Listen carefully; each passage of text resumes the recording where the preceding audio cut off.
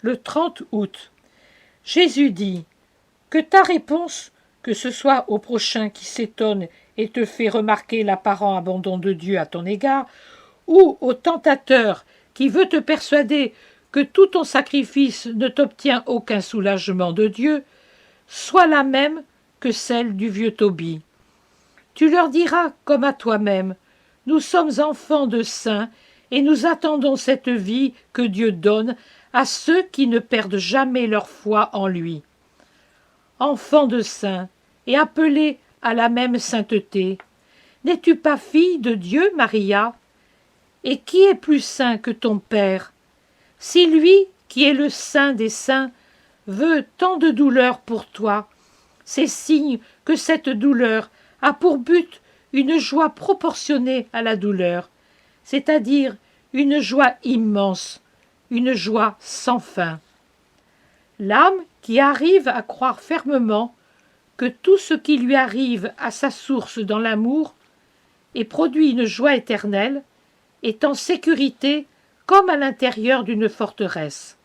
Elle ne peut périr, elle souffre, mais sa douleur est surnaturelle et porte des fruits surnaturels de vie. Encore un peu de temps, et la joie viendra. Encore un peu de temps, et je viendrai. Je viendrai sans les limites que je dois imposer maintenant à la rencontre pour l'adapter à ton humanité. Je viendrai de Dieu à l'âme, c'est-à-dire librement, complètement. N'aie pas peur. Tu verras alors combien plus belle est ma demeure que tu ne l'as vue dans tes rêves et imaginée par la pensée.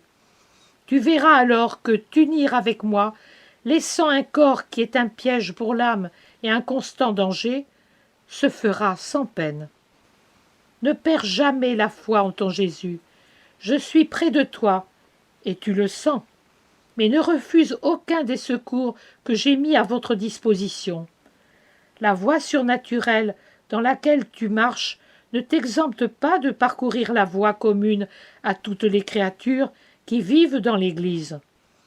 Une huile t'a délivrée et, d'esclave de l'ennemi, t'a faite fille de Dieu. Une huile t'a faite milicienne du Christ. Qu'une huile te fasse partager le royaume. L'âme qui entre dans la gloire devient reine. Et pour les rois, tu l'as lu, il fallait l'onction. Je veux que tu effaces même les ternissures des péchés passés. Quand l'heure viendra, tu dois venir à ma rencontre, vierge sage et prévoyante, avec les ornements qui conviennent aux noces. La douleur est une grande absolution quand on souffre avec sainteté.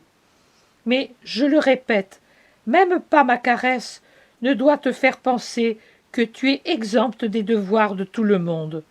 La perle cachée que seul Jésus connaît ne doit être aucunement différente aux yeux du monde de ses sœurs qui sont moins transformées que toi en pierres précieuses par volonté du Seigneur.